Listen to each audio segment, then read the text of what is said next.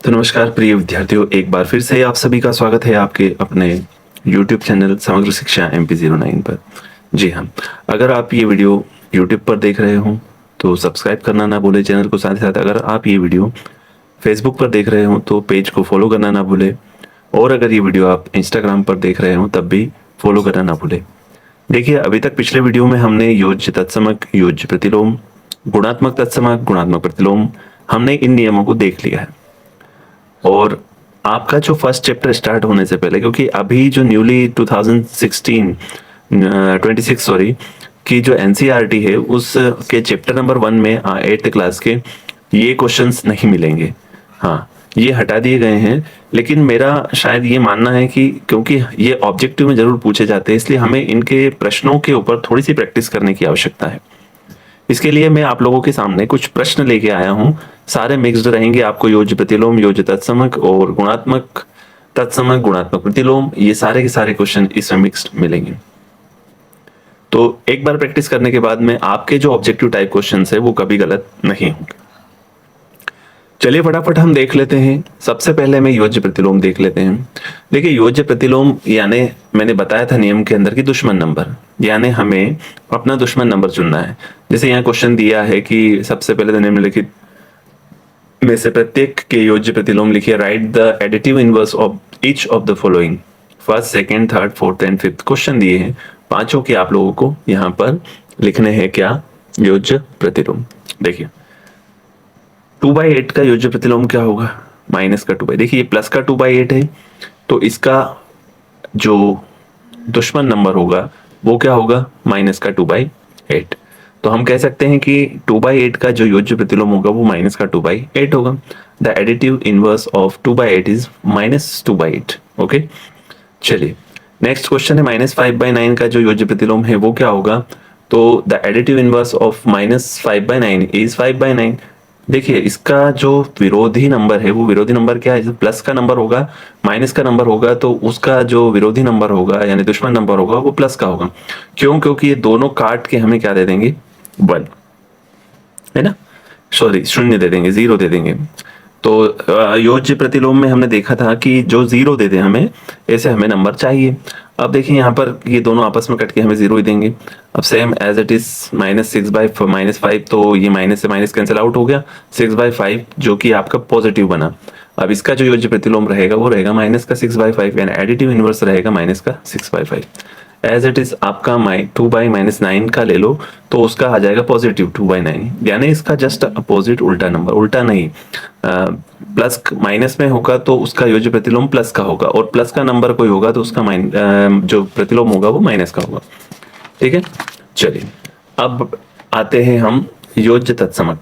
जैसा कि आप लोगों को पता है योज्य तत्समक क्या होता है? 0, यानी 0 हमेशा किसी भी नंबर का योज्य तत्समक होगा, एडिटिव आइडेंटिटी होगी। क्यों होगी? क्योंकि 0 ही एक ऐसा नंबर है जिसके जुड़ने के बाद हमें सेम नंबर मिल जाए। तो यहाँ पर कुछ क्वेश्चन लिए हैं 4/7, माइनस का 12, माइनस का 3/8। अगर मैं इनमें क्या जोड़ू, देखिए 4/7 में मैं 0 जोड़ता हूँ तो मुझे वापस क्या मिल जाता है? 4/7 मिल जाता है। लिखने का तरीका क्या है? शून्य जोड़ने पर हमें वही संख्या प्राप्त होती है, ऐसा लिख सकते हैं। इंग्लिश में आप लिखोगे कैसे? Adding 0 keeps the number same, है ना? जब हम 0 जोड़ते हैं तो हमें सेम नंबर प्राप्त होता है। माइनस के लिए योज्य प्रतिलोम भी क्या होगा? 0 ही होगा, क्योंकि माइनस के 12 में जब हम 0 जो को ऐड करेंगे तो माइनस का 12 ही हमें मिलेगा। सेम एज -3/8 में हम क्या जोड़े भैया? -3/8 में भी हम 0, क्योंकि योज्य प्रतिलोम ही क्या है हमारा? 0 है, तो हमें क्या मिल जाएगा? माइनस का 3/8। अब फटाफट से देख लेते हैं गुणात्मक तत्समक को। ज्यादा समय नहीं लेता हूँ, ज्यादा मैंने क्वेश्चन भी नहीं लिए, केवल आपको एक रिकॉल हो जाए कि ताकि आप भूले ना। तो गुणात्मक तत्समक ज्ञात करने हैं। 1 2 3 1 2 3 प्रश्न है यहाँ पर। गुणात्मक तत्समक फटाक से हम क्विक रिवीजन करते हैं। वो होता है कि जिससे मल्टीप्लाई करने पर मुझे सेम नंबर वो वापस मिल जाए, वो कोई नंबर, उसे हम गुणात्मक तत्समक कहते हैं। और हमारी मैथमेटिक्स के अंदर जो हमारा गुणात्मक तत्समक होता है वो होता है 1, क्योंकि 1 ही एक ऐसा नंबर है जिसका मल्टीप्लाई जिससे हम किसी भी नंबर को मल्टीप्लाई करते हैं तो वापस वही नंबर हमें मिलेगा। जैसे 6/11 का जब मैं 1 से मल्टीप्लाई करता हूं तो मुझे वापस 6/11 ही मिलेगा। सेम एज -8 का मैं 1 से मल्टीप्लाई करूंगा तो मुझे वापस क्या मिल जाएगा? -8। एज इट इज मुझे -1/6 का जब मैं मल्टीप्लाई 1 से करूंगा तो मुझे मिल जाएगा -1/6। तो इसे ही हम कहेंगे गुणात्मक तत्समक। चलिए फटाफट से लास्ट फाइनल गुणात्मक प्रतिलोम हम कर लेते हैं।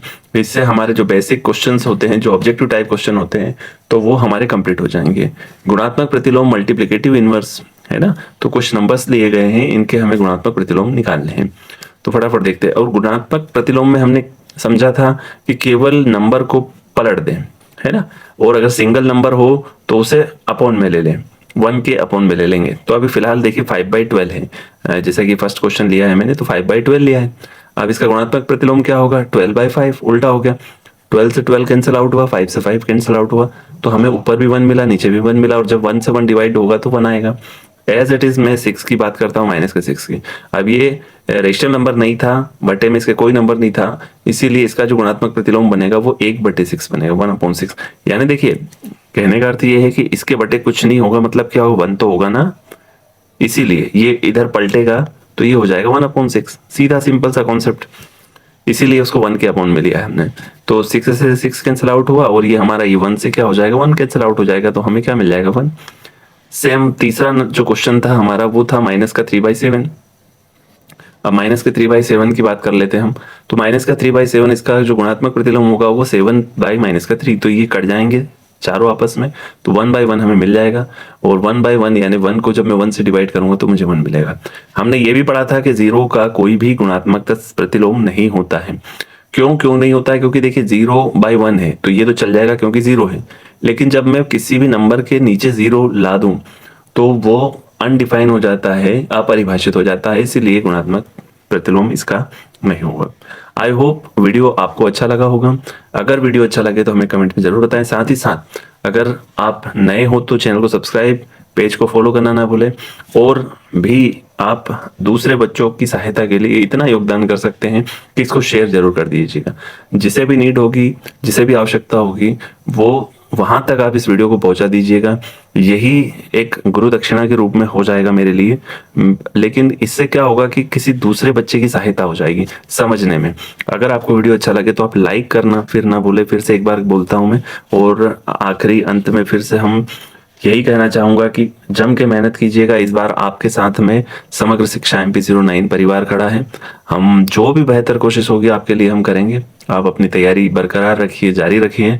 तो मिलते हैं आपसे नेक्स्ट वीडियो में, जिसमें हम प्रश्नावली के कुछ क्वेश्चंस को लेंगे, हल करेंगे और उन्हें बड़ी गहराई से समझेंगे। मिलते हैं आपसे अगले वीडियो में, तब तक के लिए जय हिंद, जय भारत।